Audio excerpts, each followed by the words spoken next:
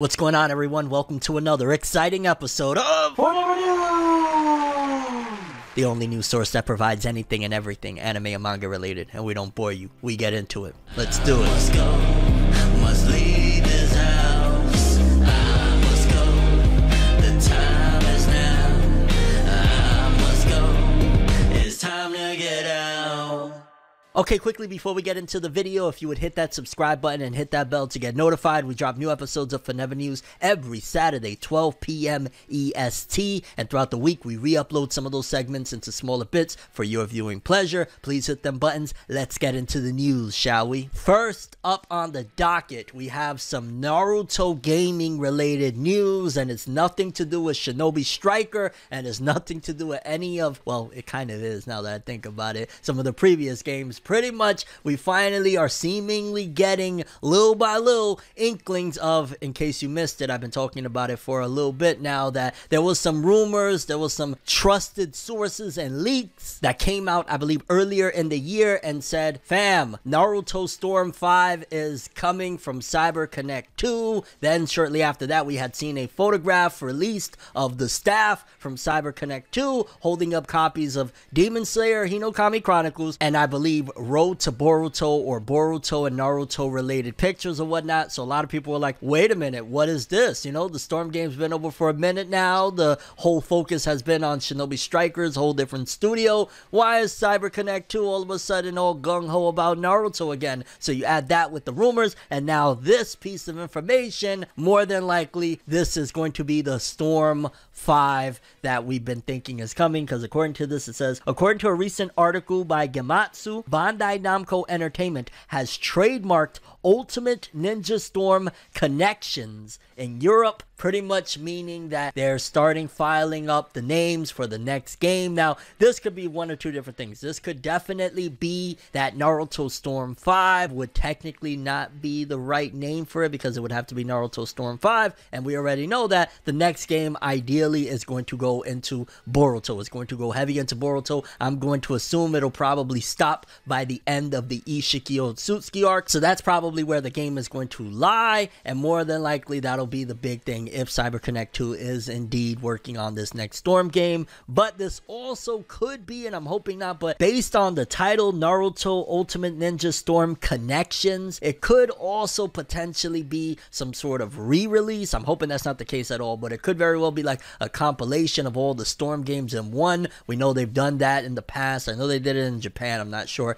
elsewhere where they did that at, but they have re-released Naruto Storm games in the past. But I'm really hoping that, considering everything we've seen over the last year or so regarding Naruto Storm and CyberConnect 2, that this is the game. And if they're filing the trademark now, I'm going to guess within the next couple years at the latest we will be seeing this next game. But considering the Boruto anime was 2021 and that was what really lit up the title and whatnot, I'm going to be hopeful that maybe if this game is indeed Naruto Storm Connections, the next installment in the Naruto Storm saga, so to speak, that this game is going to be coming out maybe with a trailer at the very least by the end of this year. It could very well be at Jump Festa that they're going to announce this, or it could be early 2023, but either way, I'm going to be hopeful that that's what this is, because everything is leading me to believe that this is the next one. And I'm not going to lie, I am massively excited if this is indeed going to be the next installment in the Storm franchise, because I love Naruto Storm. In fact, I love CyberConnect 2's whole model and engine in general. Pretty much the only game nowadays that I play is Demon Slayer Hinokami Chronicles anyway, so this would be freaking amazing. So yeah,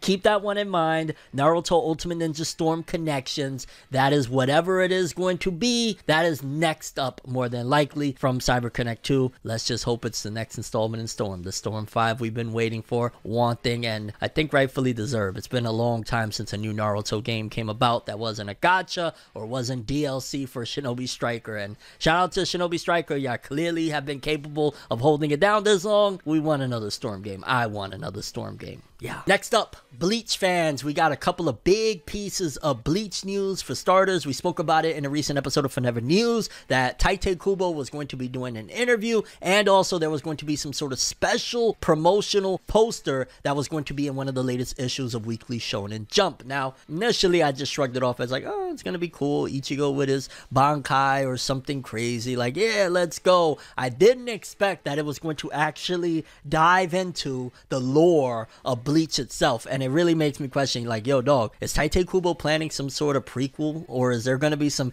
anime original stuff going way back to stuff that we didn't even necessarily get to explore in the manga? Because this poster, before we get into the interview, showcases the OG Gotei 13, including Captain Yamamoto back there. You see him in his younger days, and I'm not even gonna lie, all of these characters from, is that Unohana? I want to say that's Unohana before she kind of calmed down a little bit, but these designs, dog, Kubo, please Kubo, whether it be Jump Plus or whatever, if you want to give us this one-shot manga, or you want to do a full-on serialized, hey, this is before it was Bleach, or whatever the case may be, by all means, because these character designs, the chick with the purple hair looks sick as hell, the dude with the sword and the beard looks sick. Well, there's a lot of dudes here, but the one in the front with the fur around his neck, he looks sick just in general. Wow, what a freaking poster right now. This is something that, okay, I would import a copy of the, magazine of Jump to get a high quality of this one, because this right here, it's important. It's actually the history of Bleach, and also very nicely done that they tied this in with one of the latest episodes of Bleach, where, yeah, something massively happened with somebody from the Gotei 13, so adding this in there, Kubo, thank you. That was freaking awesome, I'm not gonna lie. But now let's jump into his interview, because apparently this was an interview, a couple of parts, there's still more that has not been translated yet, but this is between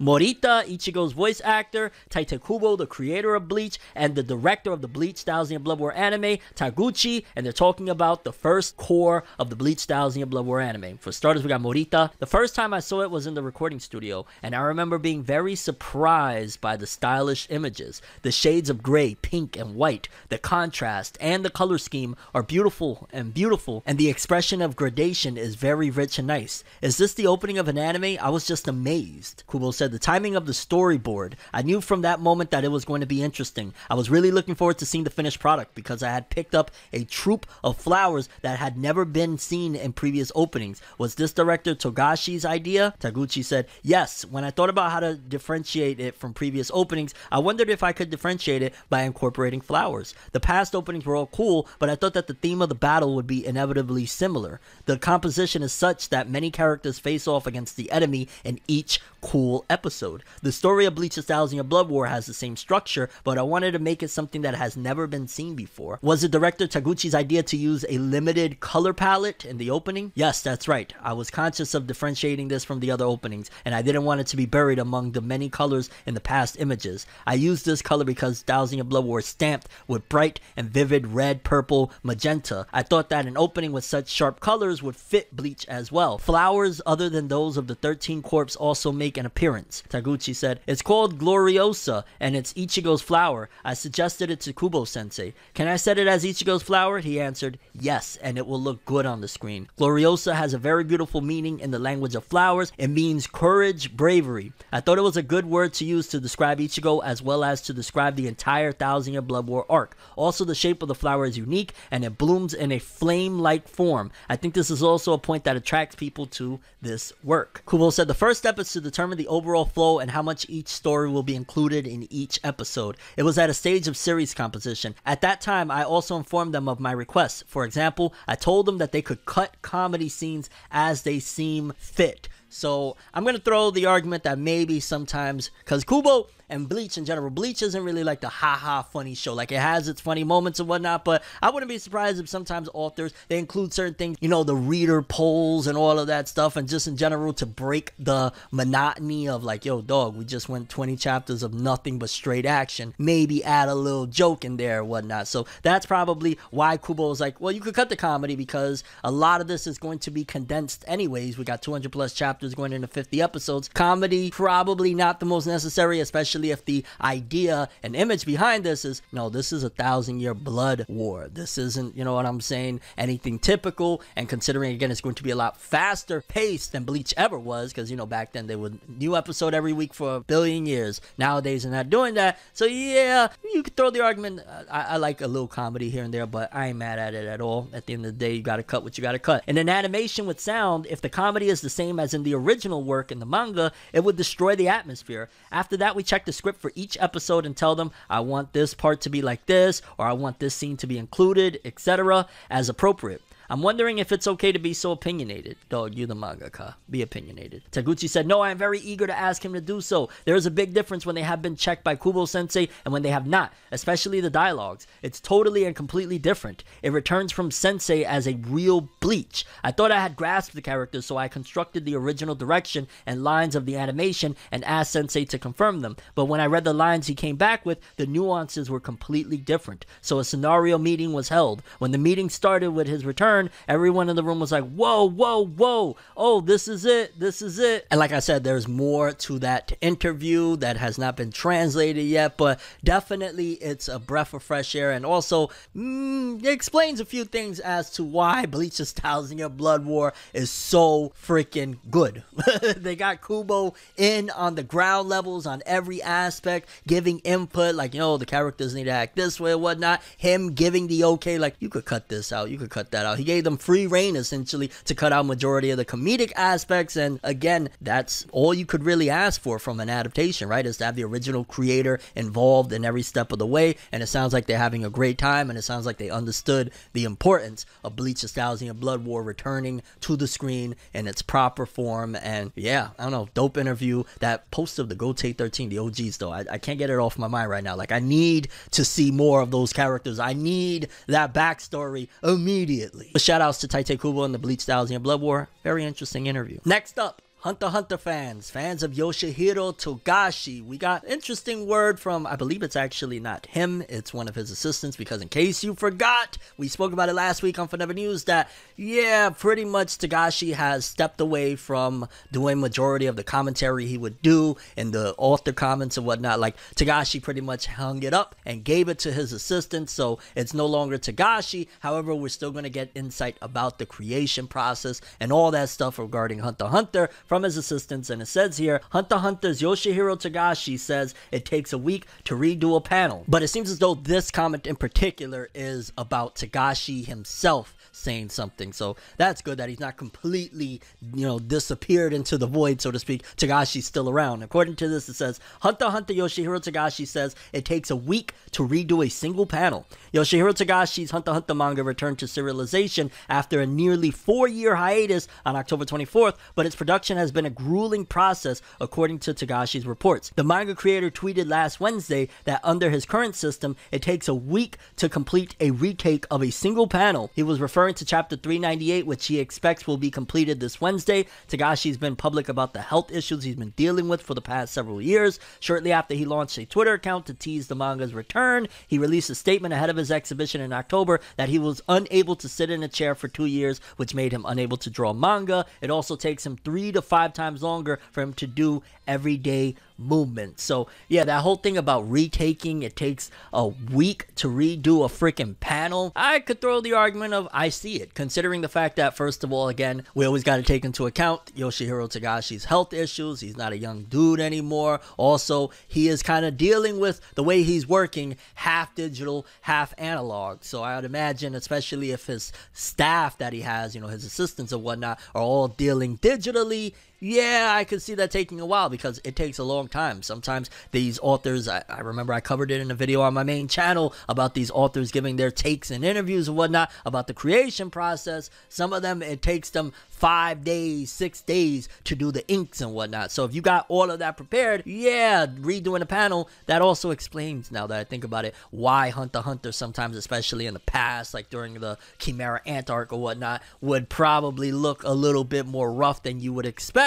because, yeah, if I didn't get it right there, it's going to take a whole lot of time to redo. Let's just keep moving forward and we'll correct it in the volume. So I understand that method and idea if it's taking a damn week to redo a single panel. And yeah, I couldn't even imagine that, dog. Like, that's one of the things why I always appreciate and respect artists and creators or whatnot, because that's a lot of time for a single panel that more than likely 90% of people reading are just going to look at the panel and keep moving, unless it's like a super gorgeous, detailed, you know, face shot or something like that. People are going to just skim over it, and it takes a week to do that. Like, a lot goes into creating manga. But yeah, people, updates on Togashi yet again. More problems, more issues. Yeah, a week to redo a panel, dog. For an artist, that sounds stressful. Next up, yes, people, it finally happened. The fated day has arrived. The Tokyo Revengers manga has come to an end. The final chapter came out, and I'm not gonna lie, I'm gonna be very honest with you. I am very scared, skeptical, and worried about whenever I do go back to finish the manga, because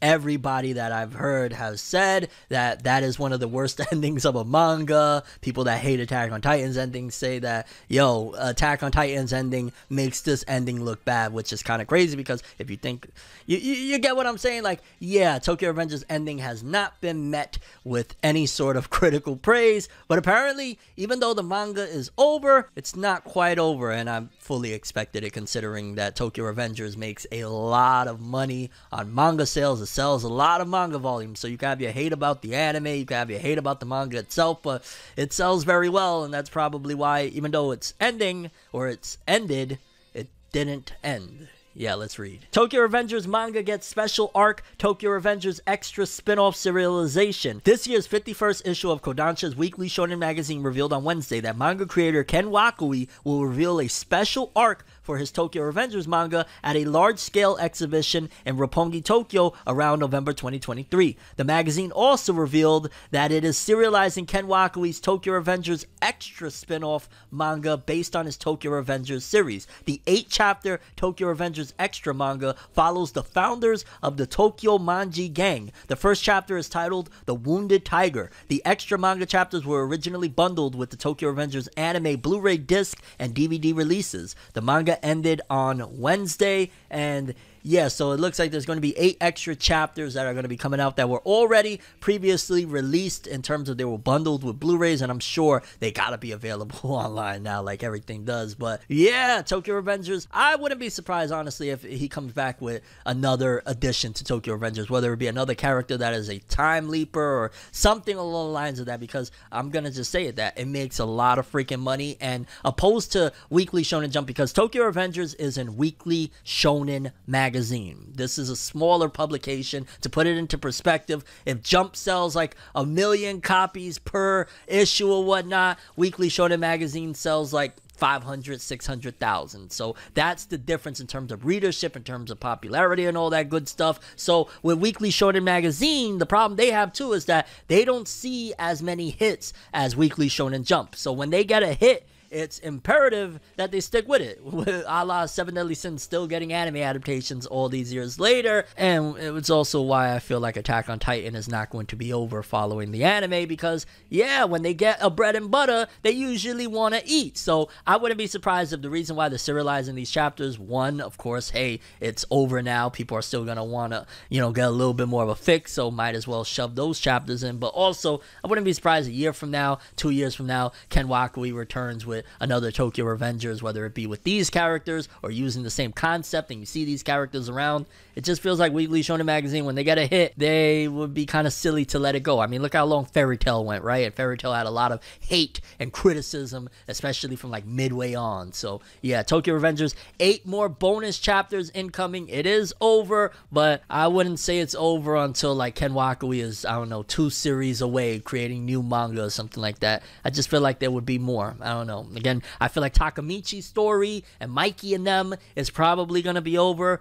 but maybe not the whole world of Tokyo Revengers. I could be off on that. But either way, Tokyo Revengers ends. 8 bonus chapters that were previously released with Blu-rays will be coming. And yeah, I don't know. It's kind of hard to say. It's sad to see it end, considering the fact that everyone's like, it's shit at the end. So yeah. Also, a quick nod to the issue of Weekly Shonen Magazine with the final chapter that had a lineup of majority of the main characters from Tokyo Revengers. That is a nice cover to go out, seeing all of, the Tokyo Majin gang, and just in general, I don't know. Yeah, I am going to miss Tokyo Revengers. I'll probably stay anime only until it completely goes through the manga. I don't know. It's going to be a toss-up for me. Huge news for Dragon Ball fans. I ain't going to lie. I've been waiting. I've been wondering. I've been hoping. I've been searching. Okay, I haven't been doing all that now. But yeah, Dragon Ball fans, if you've been wondering what's going on with the Dragon Ball Super manga, when is it going to return? What is going to be the next content? I got you covered. I got all of the news on what's happening with the Dragon Ball Super manga, because it's been on hiatus, a couple of months now, since pretty much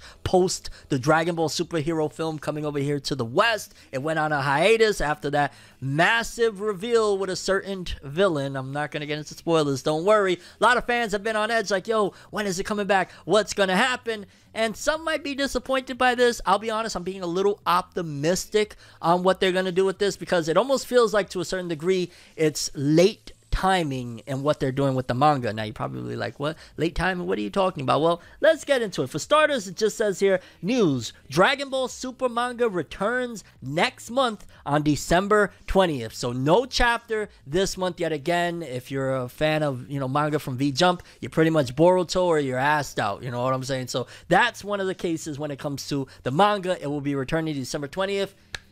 It's about time. I'm ready for more. You left me on a massive cliffhanger. You left me with some really epic setup and build up. I am ready for this. But the news that's kind of going to make you feel like, oh, damn. So we're getting like manga filler in a way, some might say. Because according to this, it says, a new arc begins. Goten and Trunks will become superheroes. All eyes on the duo. Expect to see a lot of Gohan and Piccolo in the manga. Story is prequel to superhero events that happened just before the movie. So, okay, hold up. This is actually going to be great. In the middle of me doing coverage, I kind of just put 2 and 2 together to realize, wait a minute, I forgot. The Dragon Ball superhero film takes place way after Granola. Like, oh my god, I had a lot of people telling me like, oh, this is probably going to just be filler. Why even do a prequel to the Dragon Ball superhero film? Who cares? But just think about it for a second. This is right here, a red herring. So for starters, you got me hyped just in general. Like, we're seeing the character designs and we're about to see Goten and Trunks finally looking older, being pivotal and important to the manga, something that we've been asking for. So I'm very excited about that. Like I said, I'm being optimistic here. I'm very excited about that. On top of the fact they're throwing in the superhero motif again. I've never been a big fan of like the Great Saiyaman stuff. Again, the superhero film was dope, but it wasn't like Great Saiyaman centric. You know what I'm saying? It was just being a hero, being a father, being what you need to be or whatever. So I'm not the most gung-ho about Goten and Trunks becoming superheroes, but the whole cliffhanger and shit like that, it basically seems like the Dragon Ball Super manga is doing a time skip.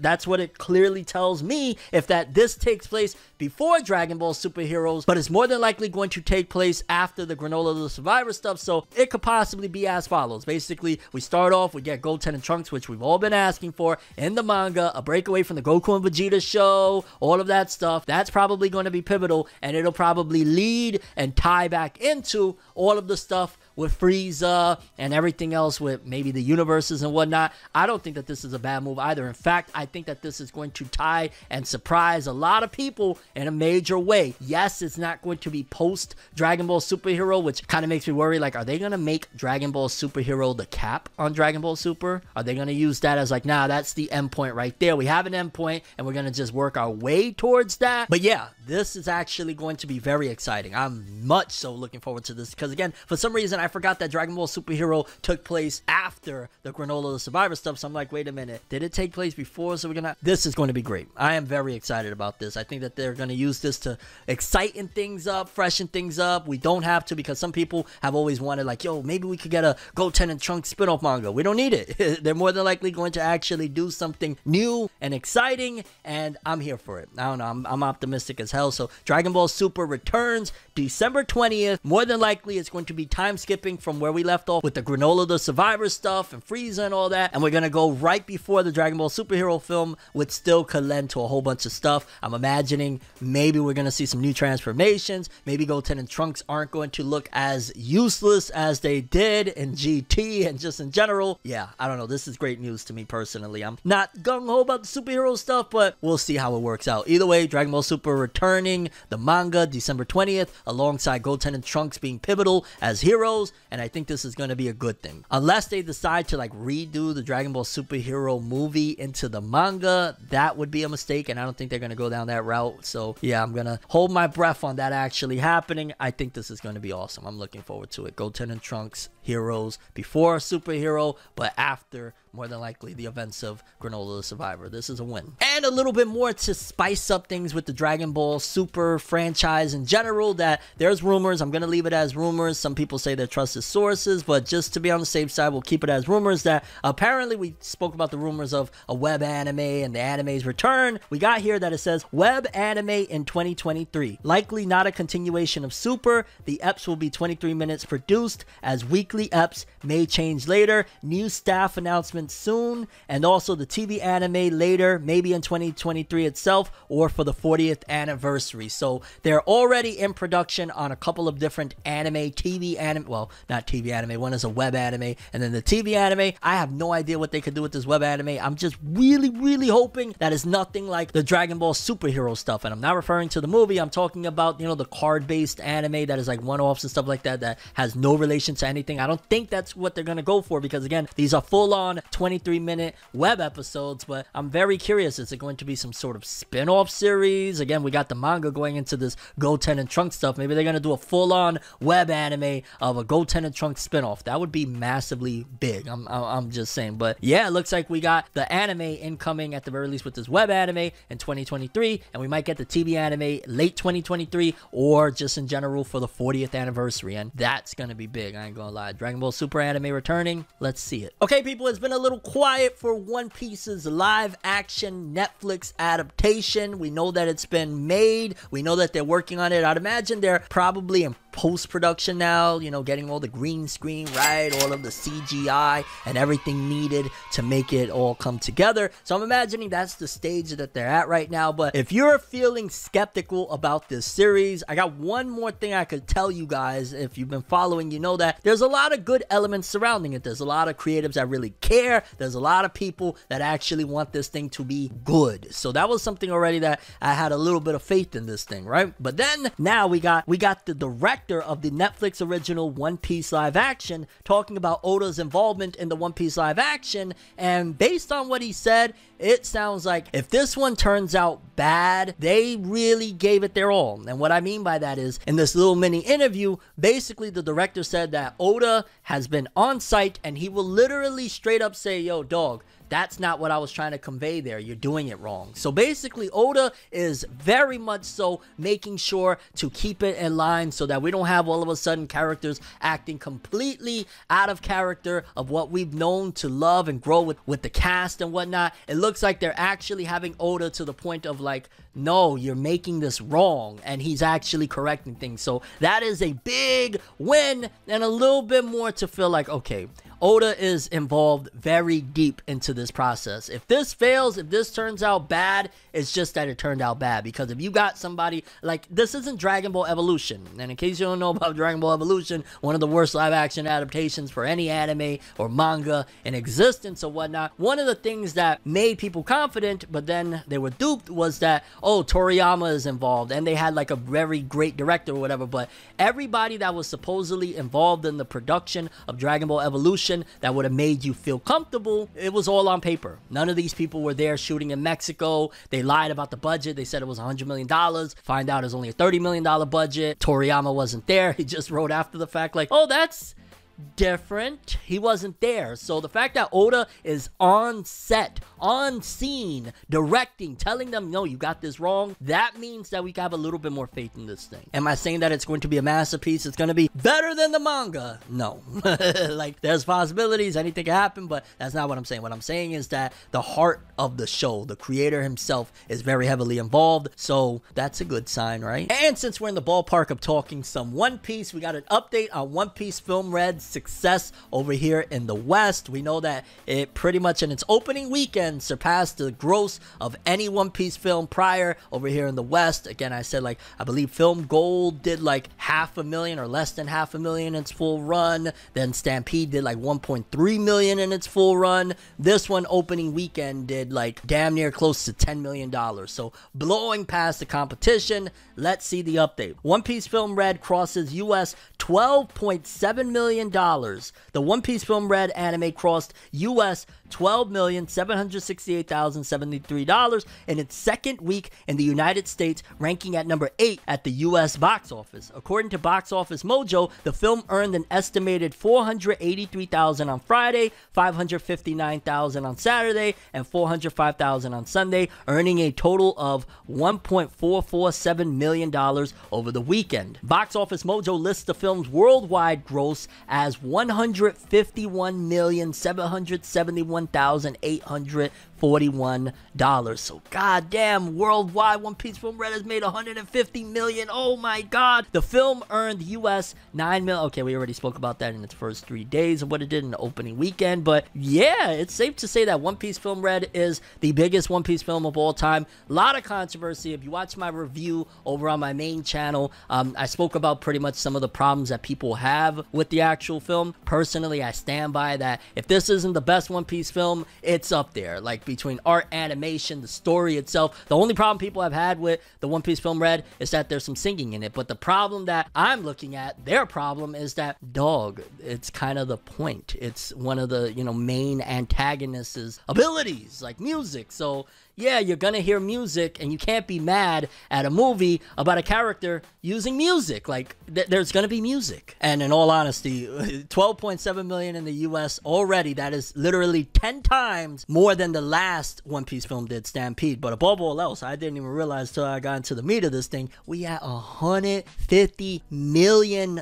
Dog, they definitely gonna squeeze out at least 1 or 2 more One Piece films before all is said and done. I'm gonna place my bets on 2 more. 2 more One Piece films at the very least. 3 max. After 3, I don't know, because yeah, they've been doing One Piece films, what, like every couple years, whatever. We had Stampede in 2019. Then of course you got to take into account the whole pandemic and stuff like that. So it took 3 years in between One Piece, Stampede, and Film Red. I'm guessing probably 2025. The latest, maybe late 2024, we'll get the next One Piece film, because $150 million, they're not gonna look past that and be like, oh yeah, they're gonna go for more, baby. Like, big shout outs to One Piece Film Red. I can't even believe it, 150 million. Wow. And still going. When it's all said and done, it has potential to do 175, maybe even 200 worldwide outside of US, because obviously US, we probably already peaked it out, which is abnormal. Like, yo, dog, we did 10 times more than Stampede. That's nuts. Next up, quick update for Demon Slayer. Again, more updates on the DLC for the Demon Slayer Hinokami Chronicles game. Basically, Demon Slayer the Hinokami Chronicles game adds Gyotaro. We spoke about it last week, but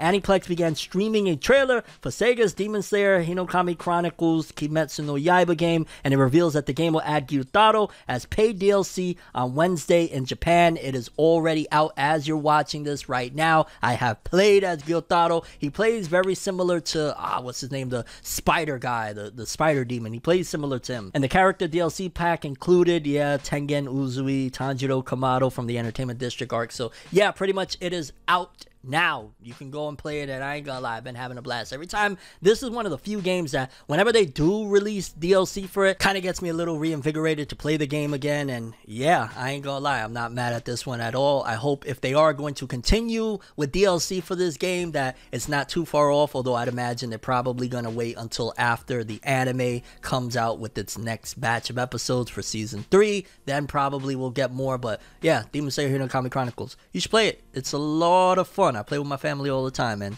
now they added in Daki's brother, Yutaro. Next up, if you've been waiting for the author of Katekyo Hitman Reborn to get back to Katekyo Hitman Reborn, you're gonna be waiting a lot longer, considering, well, first of all, the manga ended, but also they're seemingly seeing some success with their newest series that honestly hasn't been talked about that much. I've mentioned it here or there, but is not all that widely known. I believe it's called Detective Ran Komonohashi. Basically, yeah, it's getting an anime. New Weibo posts have emerged over Ran Komonohashi, the ranged detective, getting a TV anime adaptation. Nothing is yet known or confirmed for the series, so wait for further information. But yeah, everything I've been hearing is that Ran Komonohashi is getting an anime, and I'm a little more excited for this one than I was with the previous series that the author of Hitman Reborn, because they had like another series that was in Jump Plus, and yeah, I didn't really care. I can't even remember the name of it, and I reviewed the first episode or two. But yeah, I'm more so looking forward to this one. I remember reading a bit of the first chapter. I loved the art, and it seemed a little bit more mature to a certain degree. It still had some of that Tsunayoshi Sawada wackiness from Katekyo Hitman Reborn, but yeah, I'm looking forward to this one. I'm definitely more than likely not going to read the manga before I check out the anime, but the anime, if they do a good job, Kiro Amano is great. Katekyo Hitman Reborn was awesome, so I'm hopeful that this one is going to be different from Reborn, because we had Reborn, and on top of that, that other series was kind of in the same vein in a way. It felt very wacky in the beginning. I wouldn't be mad at seeing a different side of Akira Amano's writing capabilities of, yeah, write something a little more serious, a little more edgier, and let's see what happens. But yeah, people, creator of Katekyo Hitman Reborn has a new anime incoming, Ran Komonohashi, the Ranged Detective. Okay, next up is not necessarily in the realm of anime and manga, but to a certain degree, if you order anime and manga merchandise like myself, this may impact you in a way, to a certain degree, I guess you would say, because apparently Amazon is about to lay off 10,000 employees. In fact, depending on what departments this is in, it also could affect something of the licensing of anime in general. We just don't know exactly what department. Let's actually take a look and see what department, so we can know exactly what this is going to affect. Amazon has begun laying off employees this week, and it is reportedly planning to lay off about 10,000 people in the corporate and technology jobs. This includes the Amazon Devices Organization for Alexa, Retail Division, and Human Resources. The number 10,000 represents about 3% of Amazon's corporate employees and less than 1% of its global employees. Sales trends for the holidays are gravitating towards brick and mortar retail shops over online retailers. That's interesting. That's a first in a while. Earlier this year, Amazon raised the annual subscription price of its Amazon Prime service from $119 to $139, and its monthly subscription price from $12.99 to $14.99. The company plans to triple the amount of original shows and movies that debut on the Amazon Prime Video streaming service. I doubt that. I don't know. Or are they going to even be good, considering? Dog, they're getting rid of 10,000 people. Amazon revealed in its Q4 earnings report that it earned $137 billion in quarterly revenue, an increase over the previous year's $125 billion. The company reported profits of $14.3 billion, almost double the previous year's profits of $7.2 billion. So all of that profit, and you're firing 10,000 people, and then on top of that, you're going to triple the output. That sounds like a recipe of disaster. And again, I'm wondering who's going to be handling the anime sections, you know, for all the merchandising stuff, the licensing titles for their Amazon Prime stuff. They don't do many, but they usually get the good ones. So this is going to be interesting to see. Like, I don't know. I guess it's just bottom line capitalism, because at the end of the day, there doesn't seem to be a reason, if you're doubling profits, to knock off 10,000 employees. I'm just saying. Next up, got some update for Black Clover fans, in particular for Black Clover Games. Now, a lot of people have been highly anticipating, especially me, the upcoming Black Clover mobile game. The graphics look great. The gameplay looks like it's going to be so much fun. But a lot of people have been like, okay, what's going on here? I believe it's supposed to be coming out next year, but now we got more information on it. It says here, Garena to publish Black Clover Mobile, Rise of the Wizard King game globally. Publisher Garena announced on Wednesday that it will publish the Black Clover M Rise of the Wizard King mobile game in select markets globally. Closed beta testing is scheduled to begin in the next few weeks. The company streamed the trailer. Trailer looks pretty cool. And the game will launch worldwide in the first half of 2023 for iOS and Android as a free-to-play game with in-app purchases. The game was originally scheduled for worldwide release in 2022, but the game developer Vic Game Studios decided to delay its release to further improve the game's quality. And I ain't mad at that at all. Get it right. And the game will support English, traditional Chinese, Japanese, Korean, and Spanish language options. So ain't that bad, because yeah, it's being delayed, but at the end of the day, if they're delaying it to get it right and they're going to be releasing it globally and it's going to be the first half of 2023, I'm not mad at it at all. It's not like I'm chomping at the bit like I need a mobile game immediately. But if there's a mobile game that can get me back in, aside from like Bleach Brave Souls, which I stay away because I'm not trying to spend $1 million anymore on Bleach Brave Souls, but this would be probably the game to get me in. So I'm not mad at waiting for it. At the very least, we know that we got a publisher that's going to be bringing it worldwide. Gotta wait for it, I guess, right? But yeah, first half of 2023. Let's go. Quick update for Chainsaw Man fans. Again, as we report every week on the top 50 best-selling manga of the week, Chainsaw Man manga is doing numbers, because according to this now, Chainsaw Man by Tatsuki Fujimoto has already reached 20 million copies in circulation with 12 volumes, according to Ametalk TV program. So we hit 20 million in circulation. I believe when the anime started, it was at like 16 or 18 million, somewhere around there. But yeah, we've already seen millions of sales, and they had to include the latest one from Chainsaw Man 2 because it was originally 11, now 12. But 20 million copies, and one of the hottest anime airing right now. Jeez Louise, it'll definitely be in the top 10 for 2022's highest selling manga, no doubt about it. It has to be in there. I just don't know if it'll be top 5 because it had a long period of no volumes being sold, and we're only at the last couple of months before we have the quarterly switch to the next fiscal year that we're getting all these sales in. So if it's not top 10, top 5 this year, it will 100% be next year, because we're only 6 episodes out and the fiscal year changes like any week now. So somewhere in November we'll be in the fresh week, and all of those new sales that are still coming in are going to be accumulated for next year's, big 2022 biggest manga sales and whatnot. But yeah, 20 million in circulation, baby. Let's go. Chainsaw Man. Chainsaw Man. Pretty good update for once for Production IG and Wit Studio, in particular for Wit Studio, because it's been a little bit sad for Wit Studio, despite the fact that they've been putting out banger after banger. Ranking of Kings was incredible. Their work will always and forever be iconic with Attack on Titan's first 3 seasons, and Production IG has a legacy of its own. But in particular, Wit Studio has been going through some financial issues for a while now. We know that they lost the rights to Attack on Titan for the last few seasons. We know that they had to give up the rights to Vinland Saga to another studio, Studio Mappa, as well. So Wit Studio, they've been rough. I think it was announced that they were like $4 million or 4.4 million, something like crazy like that in the hole, and it was a little skeptical. So it's nice to hear some good news for Studio Wit, in particular regarding overseas. Production IG Wit Studio producers are very happy about overseas collabs. Production IG producer Hiroshi Ito and Wit Studio producer Tetsuya Nakatake gave some insight into the current state of overseas collaborations at TIFFCOM's Global Strategies of Japanese Animation Studios Are Positive Global Strategies seminar. Overall, they welcome overseas partnerships and especially appreciate the arrangements with fellow otaku who understand Japanese anime's appeal. Before they went into the details, they gave some context about different kinds of collaborations they work with. They started with animators. This is the most common circumstances in which overseas talent applies to anime. Digitizing the animation process makes it easier to incorporate work drawn remotely into the typical production pipeline. Many animators use Clip Studio Paint, which is easy to use and affordable. It is also easier than ever now to scout talent on social media.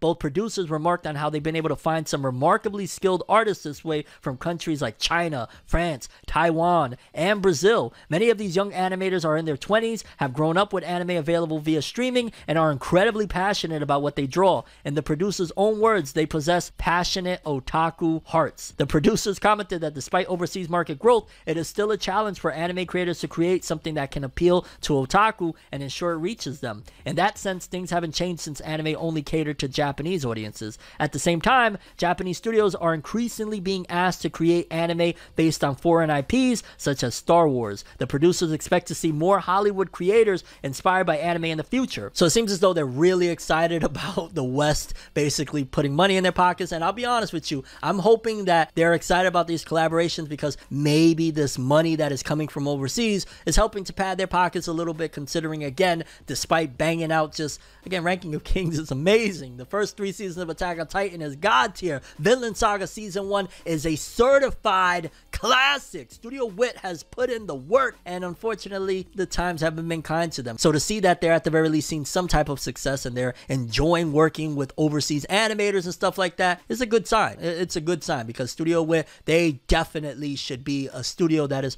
protected at all costs, so to speak. They shouldn't go under because they're very talented. They've created some masterpieces, and I'm hoping that this overseas collaboration and whatever monies that they're obtaining from, you know, doing adaptations of like Hollywood stuff, Star Wars or whatever, helps them. They need it and they deserve it, because Studio Wit are incredible. Next up, and so it begins, people. In case you missed it in a recent episode of Forever News, we spoke about that pretty much a very iconic and popular voice actor, done roles like, you know, Griffith from Berserk, Geto from Jujutsu Kaisen, Reagan and Mob Psycho 100. This man has a long list of roles. He's in pretty much all of the popular stuff right now, but there was a massive scandal that came out that apparently he was cheating on his wife for 10 years. The woman that he was cheating on his wife with allegedly didn't know about the cheating for 10 years, as hard as that is to believe, and ultimately she ended up in the hospital after finding out the news of what this guy Sakurai has been doing. So in case you don't know, in Japan, a scandal like that destroys your career. It's over. They'll remove you from everything. Like, they really go hard when it comes to infidelity, especially when it comes to marriage. So when I first heard about this, I was like, no. First of all, sympathies and everything towards everybody involved in this situation. The wife, the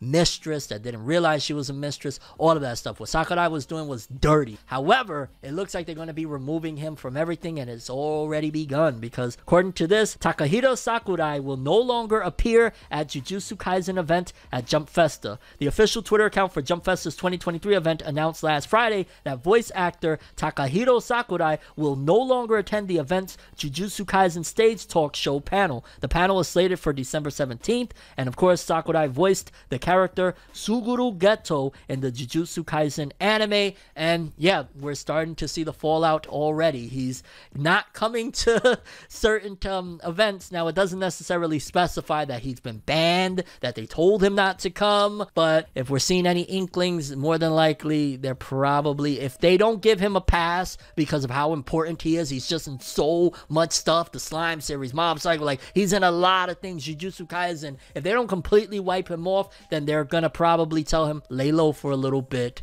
be quiet, don't go in any public places or whatnot, like a big event like Jujutsu Kaisen at Jump Festa, and then we'll sweep it under the rug. There's only 2 ways to go about this. Either wipe him off the map, or they're gonna let it die down a little bit and then let him return back to work, because he's too pivotal. He's very freaking important. He's in too many anime. They might not want to pull the plug on 50 different titles because of Sakurai's extramarital affairs. Now, granted, what he did, again, I gotta stress, messed up, wrong. 10 years of doing dirt like that, absolutely uncalled for, but to affect him in the workplace, that's always a slippery slope. Let me know what you think about that. Okay, people, next up, let's jump into the Weekly Shonen Jump and Weekly Shonen Magazine author comments courtesy of Jose_Ke. And for starters, we got Shonen Jump. Let's jump straight into Hajime Komodo from Marshall, Magic and Muscles. I'm looking forward to the Ryzen fighting event at the end of the year. Good luck, Kaber. No idea what he's talking about, but YOLO. Then we got Yoshihiro Tagashi, staff member from Hunter x Hunter. Staff member Tanehana here. It sure is getting cold. Everyone, please take good care of your health. So even without Tagashi, we're still getting health-related notes. Cool beans. Maybe that's actually Tagashi himself just pretending like he don't want no more backlash or something. I don't know. Eiichiro Oda, creator of One Piece.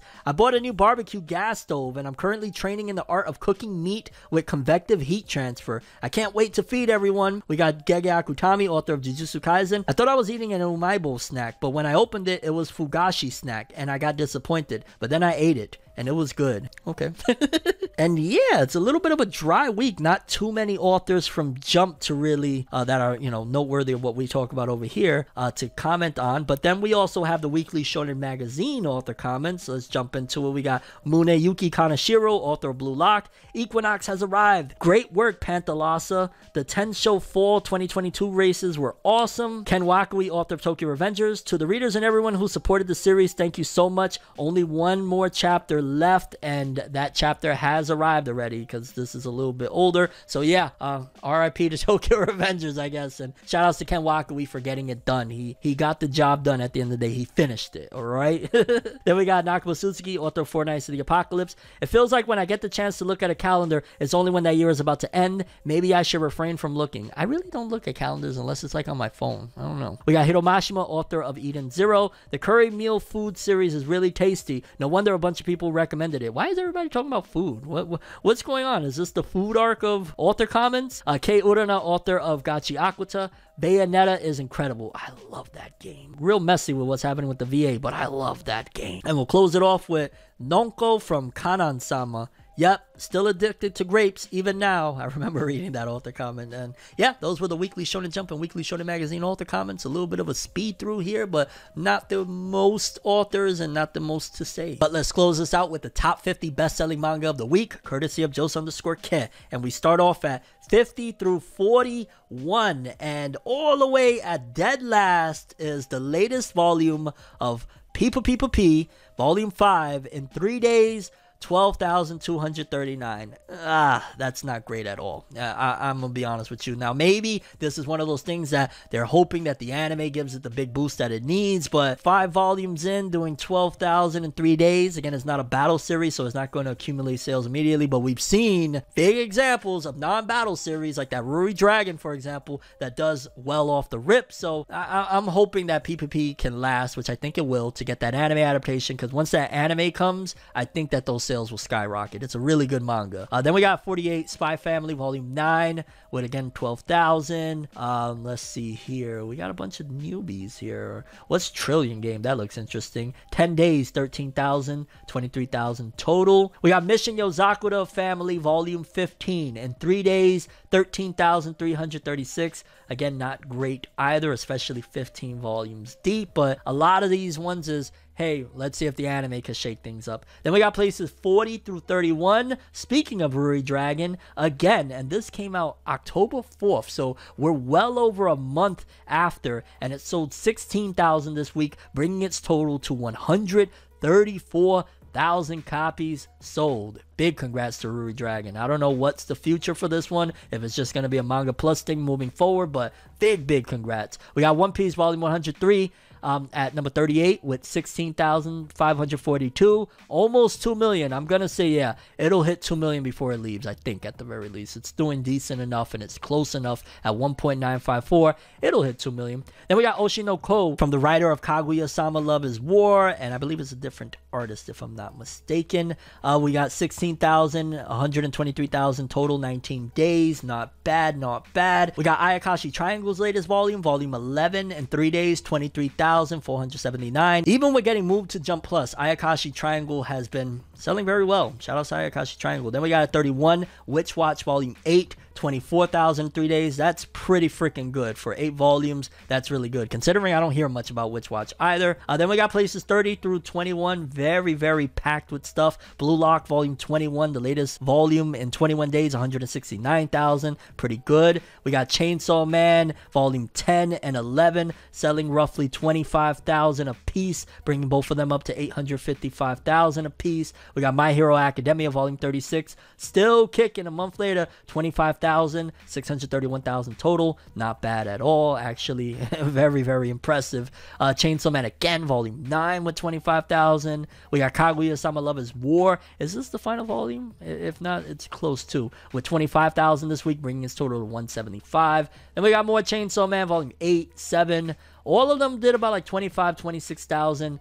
Then we got The Elusive Samurai Volume 8, 3 days, 27,658. This is another series that I don't hear too much murmurings about, but it's doing a lot better than the other ones, and it's 8 volumes in, so not bad. And then rounding out at 21, Chainsaw Man Volume 6 with 27,000, almost 28,000, 938,000 total. When it's all said and done, every volume will be a million plus. I'm calling it easy. Then we got places 20 through 11. We got, let's see here, whole bunch of Chainsaw Man from 19 to 15 is all Chainsaw Man, doing 29, 30, 32, 33, 34. So yeah, a lot of Chainsaw Man, but that anime is doing wonders. It's doing what it's supposed to do. Then we got at number 12, Kinnikuman, which I'm still shocked they're releasing new volumes. In 3 days, 38,000. I'm wondering if it's like super old heads that are buying the new Kinnikuman volumes. Like, is it just like, you know, a fucking 50-year-old hopping into the store and grabbing the new comic? That's interesting. I ain't gonna lie. Shout out to Kinnikuman. Then we got at number 11, Sakamoto Days. In 3 days, 45,000.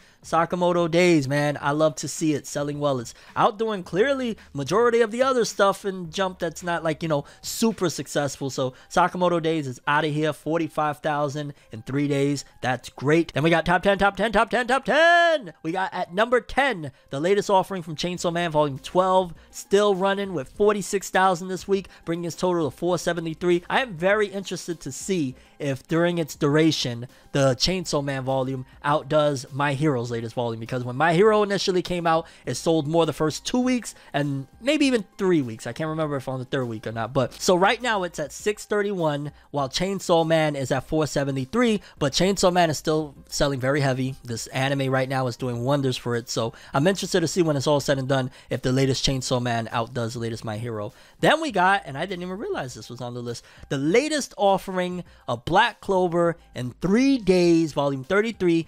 60,767. I can't recall what does that measure up to in terms of for the other Black Clover volumes, considering that's only 3 days, not too bad. I figure in a week, maybe 75, 80 in a full week. I might be off on that, but yeah, that's not the greatest in the world. Black Clover was doing like $1+ first week in some volumes back in the day, so it's aight. It's aight. And considering it was on hiatus, a lot of people forgetting about it, this is a good return. I'm going to say it's a good return. Number 6, Spy Family Volume 10, 66,000, 1.2 mil, almost 1.3, geez. We got Blue Exorcist, first volume in a while. Volume 28, 3 days on sale, 74,112. That is great for Blue Exorcist, returning. Again, I feel like it was on hiatus for forever, or maybe there was a volume that released in between it. We're in top 5, and everything here is bangers. We got the latest One Punch Man, Volume 27, 3 days, 134,000. Big wins. Kaiju number 8, volume 8, in 3 days, 230,000. Yo, those Jump Plus titles, if you could get a title on Jump Plus to bang, for whatever reason, they just sell, man. 230,000, 8 volumes in, no anime. Then top 2 is a whole different ball game, dog. Whole different ball game. Hunter x Hunter, volume 37, in 3 days, 533,000. That's a cult following. That's literally that. Yo, dog, we don't care. We just want more Hunter x Hunter. That's crazy, because those are chapters that came out a couple years ago now, and it's at that astronomical. I always gonna wonder, man, if Hunter x Hunter never, you know, was like what Togashi did with all the hiatuses, would it have been king? Could it have rivaled One Piece? World may never know. One Piece volume 104, the latest volume with that awesome cover, 3 days, 1.1 mil. One Piece has gone up. I'm calling it right now. In 3 days, 1.1. I remember a few volumes back, in 3 days, it was like not even at 1 million yet. And I was wondering if it would even hit 1 million in a full week. In 3 days, this did 1.1. Great job to Oda. Shout outs to Oda. Shout outs to One Piece. And this was a very eventful top 50. A lot to pack in. Let me know your thoughts on it. But that's all I have for this one. I'm Forever World. And as always, people, have an awesome day. And remember the golden rule. Anime and manga for life. Bye. Have an awesome day. Peace in. And you guys just watched another episode of Forever News. Have an awesome day. Subscribe and hit that bell to get more. Yeah. I have a dream, alone in my room as I sit with the tea. Couldn't possibly think what I often see, and you don't even know how I often blink. Lights be flashing and looking at me, such an odd unique, yet I'm so unique and you're looking at me. If the walls could talk, they would probably repeat, and I'd probably say, bitch, get the fuck off me.